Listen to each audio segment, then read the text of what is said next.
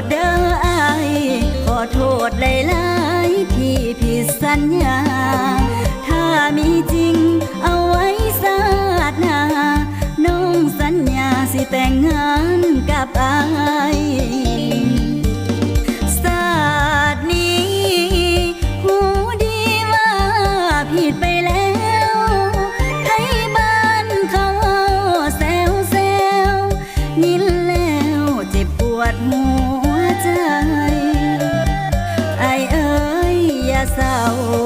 หาเอาใหม่ผู้ดีกว่าน้องมีหลาย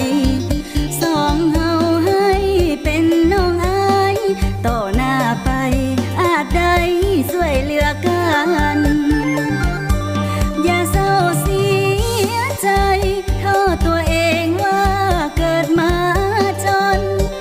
อย่าเสียเวลามองมนกับอดีตที่ทรมาน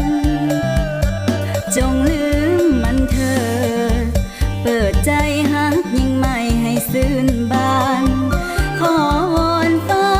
จงประทานให้อายสุขสันต์พบคนที่ดี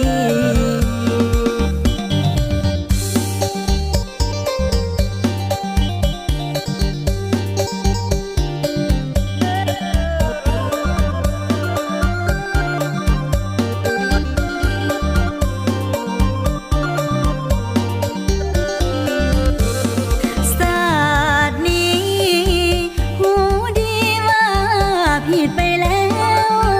ไทยบ้านเขาแซวยินแล้วเจ็บปวดหัวใจไอ้เอ๋ยอย่าเศร้าหาเอาใหม่ผู้ดีกว่าน้องมีหลายสองเฮาให้เป็นน้องอายต่อหน้าไปอาจได้ช่วยเหลือกันอย่าเศร้าเสียใจโทษตัวเองว่าเกิดมาจนอย่าเสียเวลามองมน